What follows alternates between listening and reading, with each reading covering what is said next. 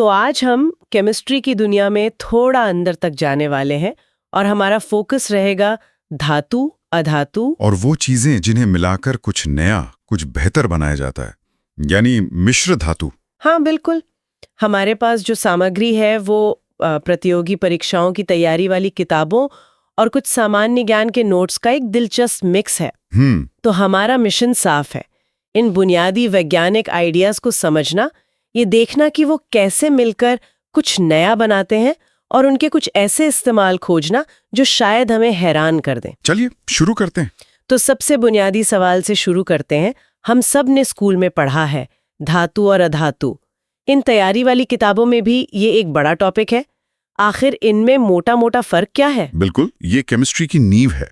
और अगर हम इन नोट्स को देखें तो फर्क इनके गुणों में, इनके व्यवहार में छिपा है। अच्छा। धातुएं जैसे लोहा या तांबा वो गर्मी और बिजली को आसानी से अपने अंदर से गुजरने देती हैं। मतलब वो अच्छी सुचालक होती हैं। बिल्कुल, इसीलिए तो हमारे बिजली के तार तांबे के होते हैं।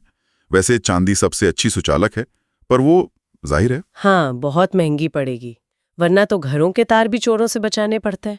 सही बात है।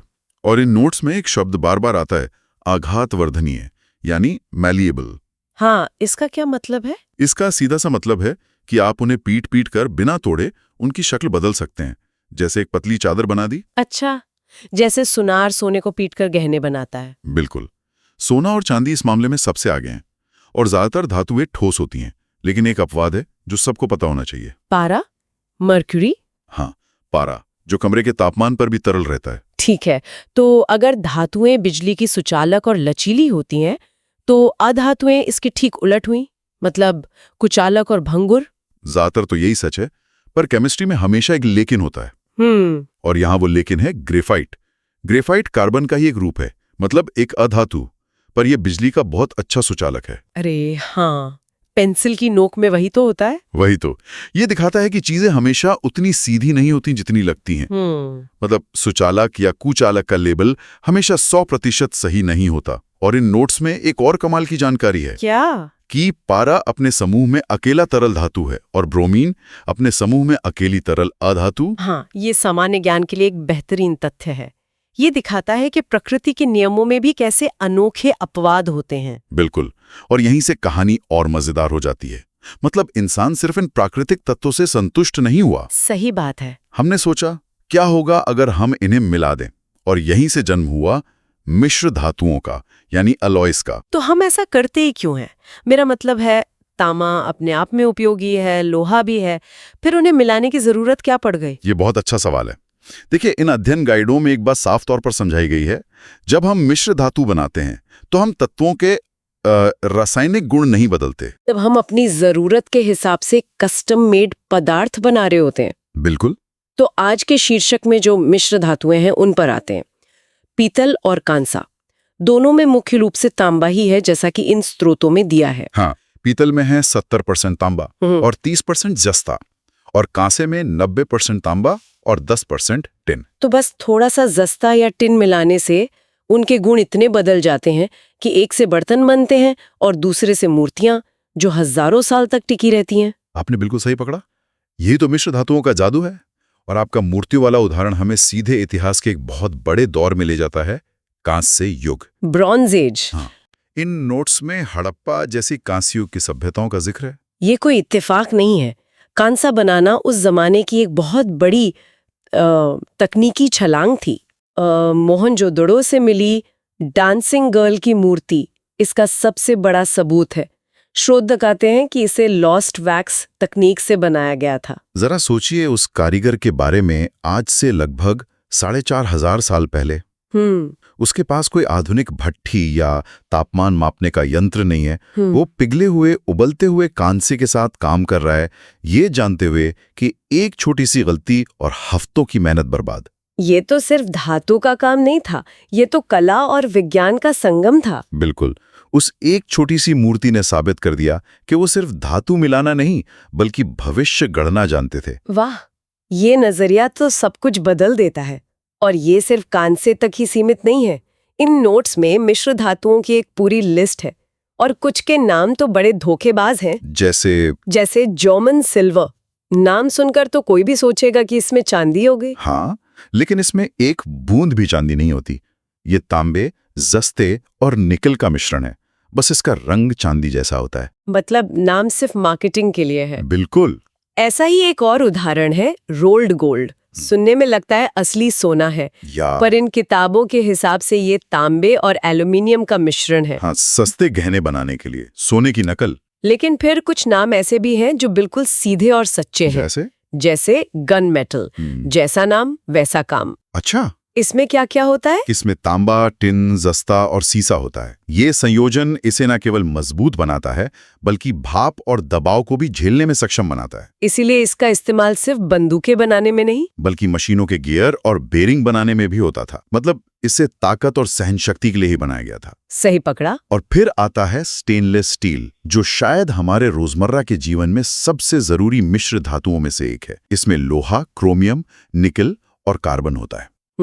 लेकिन इसमें ऐसा क्या खास है जो हमारे किचन के बर्तनों से लेकर ऑपरेशन थिएटर के औजारों तक में यही इस्तेमाल होता है? यहाँ असली जादूगर है क्रोमियम। क्रोमियम। हाँ, जब लोहे में क्रोमियम मिलाया जाता है तो ये सतह पर एक बहुत ही पतली, अदृश्य और मजबूत परत बना लेता है। एक अदृश्य परत? बिल्कुल। और इस परत की खासियत ये है कि अगर इस पर कोई खरोच आ भी जाए तो ये हवा की ऑक्सीजन की मदद से खुद को ठीक कर लेती है। क्या बात है! मतलब एक तरह का सेल्फ हीलिंग कवच है। आप ऐसा कह सकती हैं। इसीलिए इस पर जंग नहीं लगता? बिल्कुल। जरूरत में जंग लगने का विज्ञान भी बताया है। तकनीकी भाषा में हाइड्रेटेड फेरिक ऑक्साइड। बाप रे, ये तो बड़ा भारी शब्द है। इसे तोड़ते हैं। फेरिक ऑक्साइड मतलब लोहा और ऑक्सीजन का मिलना, और हाइड्रेटेड मतलब पानी या नमी। तो जंग असल में हवा और नमी के हमले के कारण लोहे का कमजोर पड़ना है, और क्रोमियम का वो कवच लोहे को इसी हमले से बचाता है। और इसी एक छोटे से बदलाव ने हमारे किचन, अस्पतालों और उद्योगों में क्रांति ला दी। ये तो व्यावहारिक रसायन विज्ञान का बेहतरीन उदाहरण है। चलिए अब कुछ अकेली धातुओं पर भी नजर डालते हैं। लोहे की बात करते हैं। एक दिलचस्प तथ्य ये दिया गया है कि जब लोहे पर जंग लगता है तो उसका वजन घटता नहीं बल्कि बढ़ जाता है। हाँ, ये थोड़ा अजीब लगता है सुनने में। क्यों होता है ऐसा? क्योंकि जंग लगने की प्रक्रिया में लोहा हवा से ऑक्सीजन के परमाणुओं को अपने साथ जोड़ लेता है। तो जाहिर है जब कुछ जुड़ेगा तो कुल वजन तो बढ़ेगा ही। अच्छा। लोहे से जुड़ी एक और जबरदस्त चीज का जिक्र है, थर्माइट प्रतिक्रिया। हाँ, ये तो किसी एक्शन फिल्म के सीन जैसा लगता है। इसे रेलवे पटरियों को जोड़ने के लिए इस्तेमाल किया जाता है। सोचिए, आपको 2 विशाल रेलवे पटरियों को जोड़ना है। आप उन्हें किसी वर्कशॉप में तो ले जा नहीं सकते। सही बात है। यहीं पर थर्माइट काम आता है। आप बस फेरिक ऑक्साइड यानी जंग और एल्यूमिनियम पाउडर को मिलाते हैं। जब इसमें आग लगाई जाती है तो इतनी जबरदस्त गर्मी पैदा होती है। कितनी? लगभग 2500 डिग्री सेल्सियस। बाप रे। इस गर्मी से लोहा पिघल जाता है। और वाह! और ये पिघला हुआ लोहा पटरियों के बीच की दरार में भर जाता है और उन्हें हमेशा के लिए वेल्ड कर देता है। एक छोटा सा ऑन द स्पॉट चमत्कार। कमाल है। अब सोने पर आते हैं। हमने इसकी आघात वर्धनीयता की बात तो की, लेकिन इन नोट्स में बताया गया है कि 24 कैरेट का शुद्ध सोना गहने बनाने के लिए बहुत नरम होता है। बिल्कुल सही। शुद्ध सोने का गहना अगर आप पहनेंगी तो वो बहुत जल्दी मुड़ जाएगा या उसकी शक्ल बिगड़ जाएगी। तो उसे मजबूत कैसे बनाते हैं? उसमें थोड़ा सा तांबा या चांदी मिलाई जाती है। तो जो गहने हम पहनते हैं वे असल में सोने के मिश्र धातु होते हैं। तो यहाँ भी हम एक प्राकृतिक तत्व की कमी को दूसरे तत्व से मिलाकर पूरा कर रहे हैं। बिल्कुल। और एक और धातु है जिसका जिक्र पुराने जमाने के बल्बों के सिलसिले में आता है, टंगस्टन। हाँ, टंगस्टन का सुपर पावर है उसका गलनांक, मतलब पिघलने का तापमान। कितना होता है वो? लगभग 3500 डिग्री सेल्सियस, जो बहुत ज्यादा है। अच्छा। पुराने वाले पीले बल्बों के अंदर जो पतला सा तार चमकता था वो फिलामेंट टंगस्टन का ही बना होता था। कोई और धातु इतनी गर्मी पर पिघल जाएगी, लेकिन टंगस्टन मजबूती से डटा रहता है और रोशनी देता रहता है। मतलब उसके इसी एक गुण ने उसे इस काम के लिए एकदम सही बना दिया। बिल्कुल। हर गुण का एक कारण है और एक इस्तेमाल है। इन सभी उदाहरणों से एक बात तो साफ है, धातुओं और मिश्र धातुओं की दुनिया हमारे चारों ओर है, बस हम उस पर ध्यान नहीं देते। हाँ, सुबह के नाश्ते की प्लेट जो स्टेनलेस स्टील की है से लेकर रात में जलने वाले बल्ब में टंगस्टन और हमारे गहनों में सोने का अलॉय, हम लगातार इन मानव निर्मित चमत्कारों से घिरे हुए हैं। तो इस सारी बातचीत का निचोड़ क्या निकलता है? हमने देखा कि धातु और अधातु के अपने अपने गुण हैं, लेकिन असली जादू तब हुआ जब इंसान ने इन तत्वों के साथ प्रयोग करना शुरू किया और पीतल, कांस्य और स्टील जैसी मिश्र धातुएं बनाई, जिन्हें खास कामों के लिए तैयार किया गया। आज की चर्चा का सबसे बड़ा सबक यही है कि पदार्थों की बुनियादी बनावट को समझना हमें नई चीजें बनाने और समस्याओं को सुलझाने की ताकत देता है। ये कहानी हड़प्पा के कारीगरों से शुरू हुई और आज उन इंजीनियरों तक पहुंच गई है जो सर्जरी के लिए खास तरह का स्टील बना रहे हैं। ये सिर्फ तत्वों को मिलाना नहीं है, बल्कि अपनी जरूरतों के हिसाब से प्रकृति को, कह सकते हैं, थोड़ा बेहतर बनाना है। इससे एक बहुत अहम सवाल भी उठता है। ये सारे स्रोत और अध्ययन सामग्री उन मिश्र धातुओं पर केंद्रित हैं जिन्हें हम सदियों से जानते हैं। लेकिन भविष्य का क्या? यहीं पर एक दिलचस्प बात सामने आती है। इन नोट्स में एक जगह चांदी का जिक्र है। हम उसे उसकी सुचालकता के लिए जानते हैं। हाँ। आज वही चांदी AI चिप्स बनाने और सोलर पैनल जैसी हरित ऊर्जा तकनीकों में एक, जिसे कहते हैं, अपूरणीय भूमिका निभा रही है। मतलब जिसके बिना काम नहीं चल सकता। बिल्कुल।